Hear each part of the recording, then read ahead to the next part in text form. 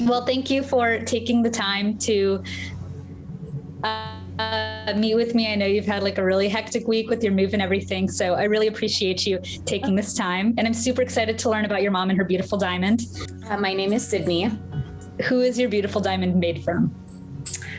My diamond is made in honor of my mom, Carmen. She and I had a really special relationship, and she absolutely deserves to have this diamond made, and for me to be able to see her and remember her every time I look at it. Amazing. I love it. How would you best describe Carmen's personality? My mom's personality was very vibrant. She was a Latino woman, so she was very bold and loud, and she had this really contagious laugh. Just being in a room with her just made everything better. She was really smart and humble about it.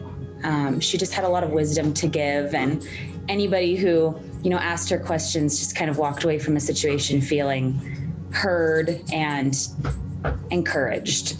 I love that. That's amazing. You said that she had a lot of wisdom. What are some of the like little pieces of wisdom that she would share with you that you maybe still use now and think about? Sorry, I need to toss my dog's toy out of the room. She's ready. Some of my mom's wisdom, there was so much that she had to give and so much that I learned from her and still hoped to learn from her. She really focused on me. I'm sorry. Maui, go out there. She's killing me. I can start that question over. I'm so sorry. No, you're good. As far as wisdom goes, she had a lot of wisdom to give, but I think from a very young age, she instilled in me and my two older sisters to be like fiercely independent, and to just be comfortable in your own skin, and be happy with who you are on an individual level, be comfortable being alone, and working on yourself and being the best version of yourself, and to find your worth there.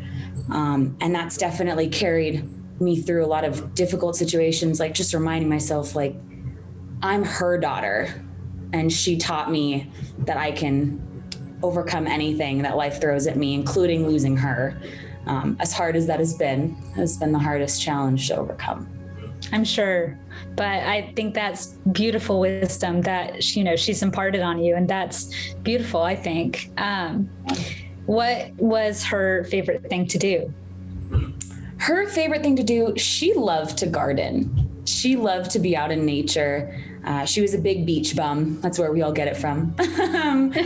She just loved seeing the world, and appreciating the little things like the sound of the ocean, or finding seashells, or creating life by like planting something and nurturing it and watching it grow, and then using the vegetables or fruit or whatever she was making, flowers even, to make a home. So she found a lot of peace doing that. That's amazing that she found all of that in just like little things, like you said, like the waves. Like, I love that. So she gardened. Was she like growing her own vegetables? Like, was it landscaping? Like, what kind of, like, did she like have like a really pretty flower bed? Like, what was it? Yeah. So we moved around a lot when I was a kid, but her and my stepdad got married maybe about 7 years ago, and they moved to a beautiful 3-story house in Scotts Valley, which is right by Santa Cruz, California. And she had all this land. She had a little creek behind her house, and she'd go down there and bring her dog down there, and they would play in the creek and get muddy and dirty, and then go up to the garden and garden for a little bit. She had, onions and tomatoes and squash, zucchini. She loved, growing all that stuff and seeing it flourish. She had quite a variety of different flowers and plants, and she loved to name them, like to make them personal, which was really cute. I used to go that's there. so cute. I love that. Okay, Mom. She would, point out like, oh, this one's doing really well. This one's brand new. And she would just remember all their names. And I was like, okay, Mom, it makes you happy. That's so impressive that she could remember all the names. Yeah. Wow. Had a really good memory. I can't relate. Yeah. Same. Yeah. But I am very impressed because I have a black thumb. Like I wish I could garden, but it's not like my forte. So that's so cool that she, like not only was she gardening and growing like her own vegetables and stuff, but she also like had like names for them. Like that's just like a level of dedication that is so impressive. Yeah, exactly. What would you say you have the most pictures of your mom doing?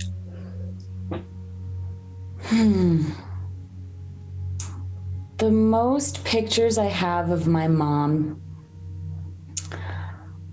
I think it was just me and my sisters and her doing, little things around the house. There are fun pictures of her and I like raking leaves as a kid, or playing in the backyard with my lab when I was a kid, or going to the beach and taking pictures at our favorite beach.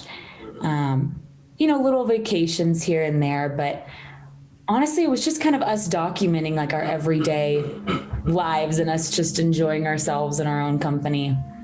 Wow, that's incredible because like I said earlier, it's all about like what you do, like the day-to-day things, and like that's what you remember most. And I think, that you've documented that and that's what your most pictures are of. That's, incredible. Thank you.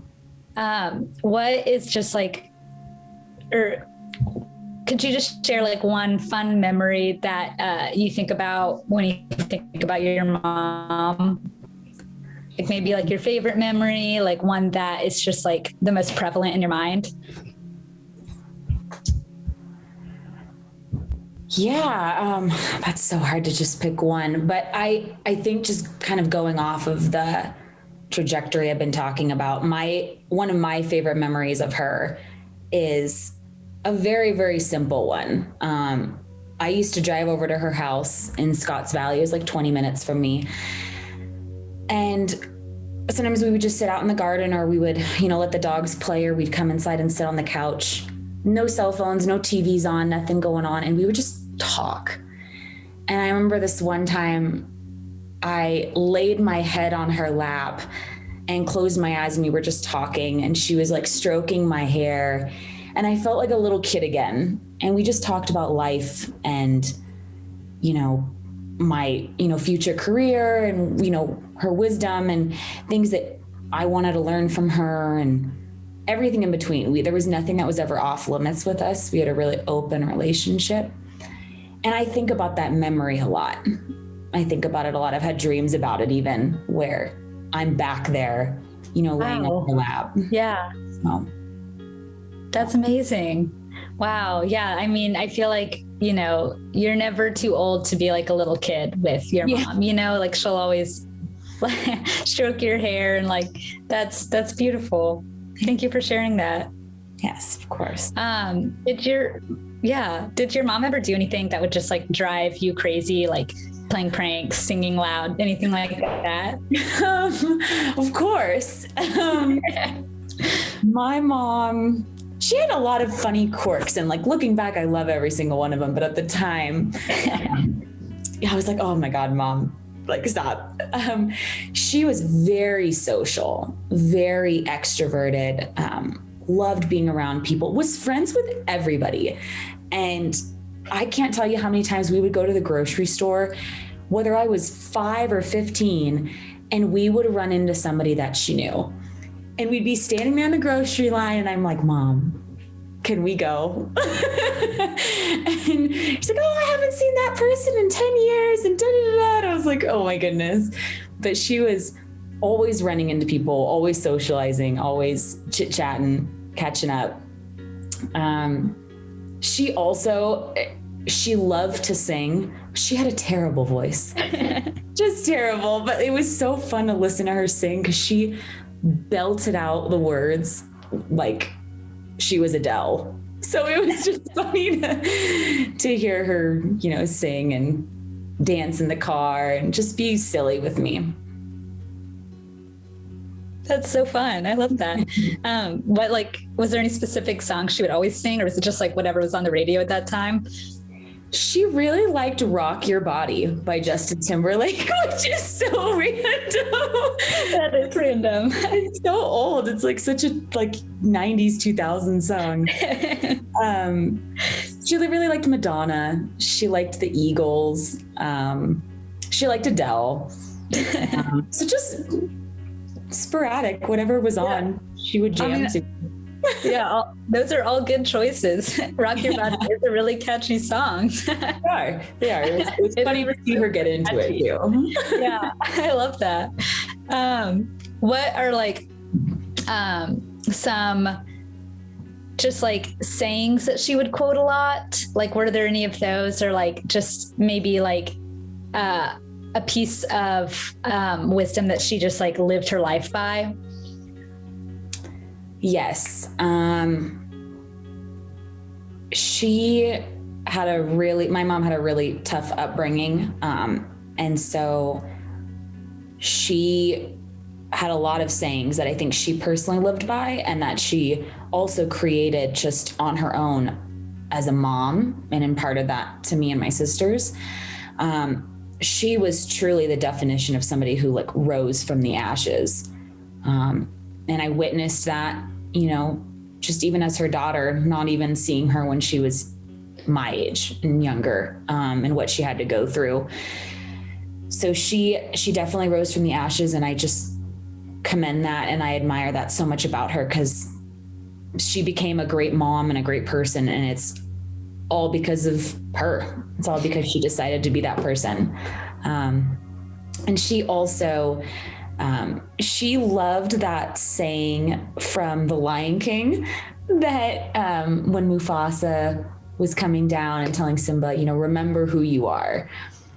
And she loved to quote that one to me, you know, if I was ever discouraged or worried or stressed, you know, she would impart that, you know, remember who you are. You're my daughter. And you can do anything. So that was love that. That part of The Lion King always made me cry when I was a kid. Oh, so, I still cry. I see that part. That's true. I haven't watched it in a few years, but I think I might still cry if I watched it now. You should watch it. I will. It's just such a classic. Yeah. And you know, like rising from the ashes, like it's not an easy task. Like it's really hard. And so I commend your mom for being able to do that and then be like, you know, just as amazing as she is. And, you know, also just like, I love the like metaphor of like, she rose from the ashes in life and like now like she rose from the ashes again. Yes. Like that's beautiful. About that. That is beautiful. Think about that. So what do you think you miss the most about your mom? I miss a lot of things about her. From the simplest of things, I miss being able to pick up the phone and call her. I miss being able to send, you know, funny pictures of our dogs being goofs back and forth. All the way up to, I miss the fact that I didn't get to call her, you know, with the good news that I got into nursing school. I didn't get to share that with her because she was such a huge reason why I did it, and went back for a second bachelor's. I watched her go through chemotherapy and her nurses were amazing. And so I wish I could have shared that. I miss her encouraging words and just our open relationship. I miss that unconditional love. And sometimes it's hard to believe that unconditional love probably doesn't exist, you know, anywhere else except between a mom and a child. So that's been hard, knowing that was so unique and probably won't find that again. I'm sorry. I understand, you know, and I know like you can't call her with like your good news, but she's still with you. And whether it be in person or in the form of a diamond, like she's still there, Yes. Why did you decide to honor her memory by turning her ashes into a diamond? I decided to turn her into a diamond and honor her that way because I looked around for other options right after she passed, other ways to commemorate her. And it just didn't feel enough. She was such a vibrant, beautiful part of my life, and she added so much to it that I didn't want to cut that short by honoring her in too simple of a way. So when I found Eterneva, it was just perfect. And I knew that turning her into a blue diamond would be perfect because it reminds me of the ocean and all the times we spent walking on the beach and picking up seashells and just being beach bums together. And I spread the remainder of her ashes there. And so every time I, see videos of the beach or even just look down at her ring when it comes home, I kind of get to remember all those good times just by looking at her. I'm glad to hear that. What beach did you spread her ashes at? I spread her ashes in Capitola, California, which is very close to Santa Cruz. Mm-hmm. And that's where we spent a lot of time when I was a kid. We would drive up there and spend the day, and I'd get in that freezing cold ocean and, she would be ready with warm towels when I got out of the ocean, and we'd go get pizza and just walk around, watch the sunset and go home. It was really simple. Yeah, that's beautiful. What is there any significance to the setting of your diamond? I don't think so. I just picked it because I liked it. That could be a skip one. Was it a ring or a necklace? Oh, it was a ring. Oh, okay, cool. It was a ring, yes. I just wanted to be able to see it, when I'm working at my hands, and then they, may not in nursing school allow me to wear rings, so I can loop the ring around a necklace. Yeah. And wear her to clinicals and in my career and stuff, and still have her there through the next phase of life. Wow, that's so smart. I've never thought about that before. If you get a ring, you can make a ring a necklace, but you can't make a necklace a ring. Right. And that's why I was like, I'd rather look at it here, but if I need to be hands-free, I can put it around my neck. That's so smart. Yeah. I tried. What have been some of the reactions to your diamond? Some of the reactions. I've told my sisters, and they are super excited. We're going to FaceTime and get to share what she looks like. My dad was in full support of it. He actually gifted this to me because he knew how much she meant to me and how hard it's been to be without her. My best friends are very supportive of it, roommates and whatnot too. So it'll be a really special homecoming when she gets to come home to Colorado. Yay, I'm so glad. Yes. Do you feel like going through this process and telling people about it, do you feel like you've been able to talk more about your mom? Definitely. It strikes up the conversation when I say that I'm making a memorial diamond for my mom. People wonder, what does that mean? What does that look like? How does that process take place? And, oh, wow, that's so unique. I've never heard somebody do that.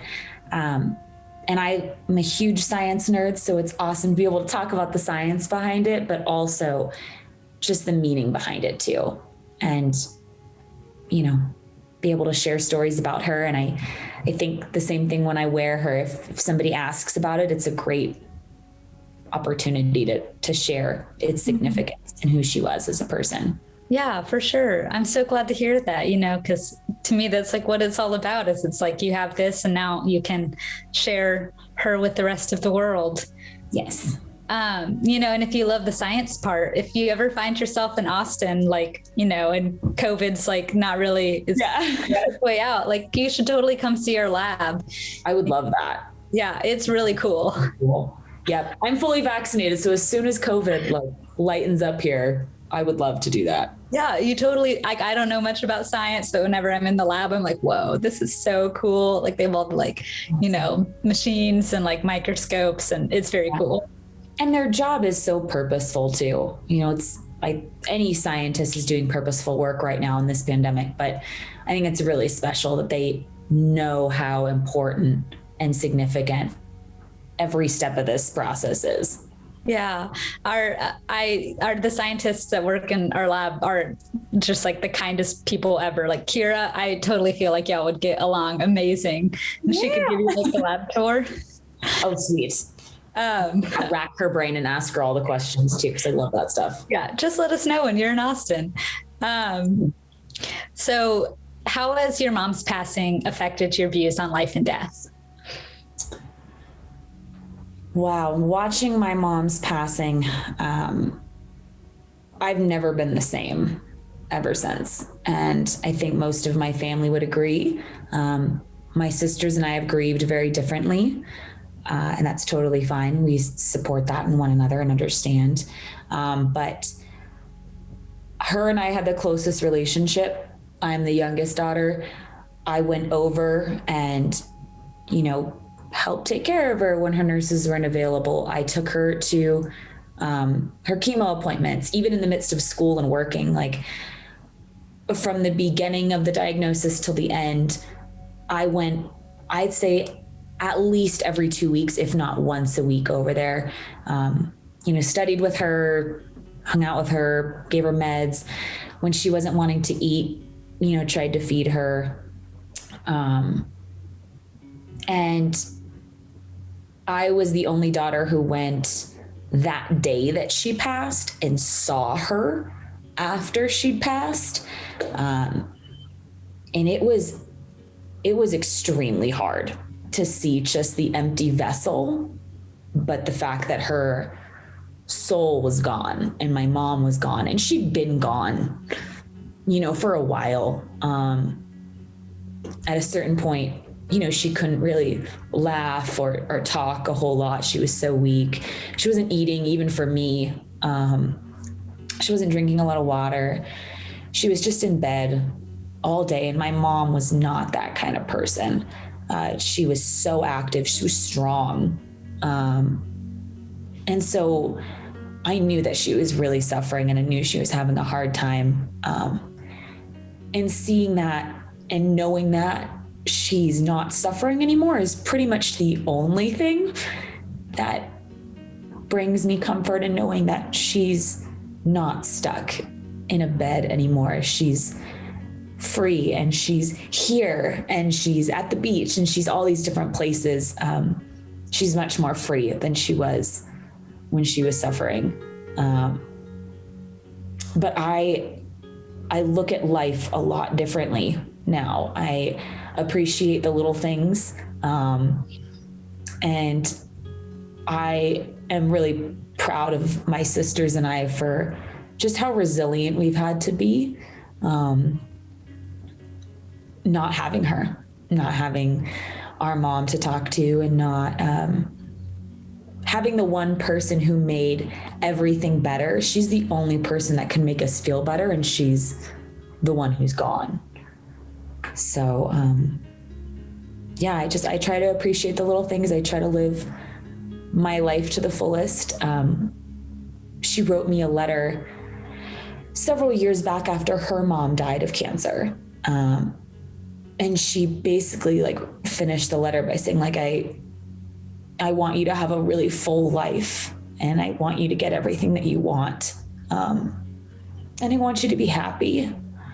And I was miserable for a really long time after she died. And then at a certain point, I just tried to remember that there's a lot to still be thankful for. And not everybody had the relationship that I did. And so I just hold on to that, and I try to be thankful for that, and be happy, and like allow myself to find that joy again. Wow. That was very beautifully said. I'm tearing up. Thank you. I mean, I can, just like speaking with you, like, I feel like I know your mom, like the way you spoke, even though I never met her, she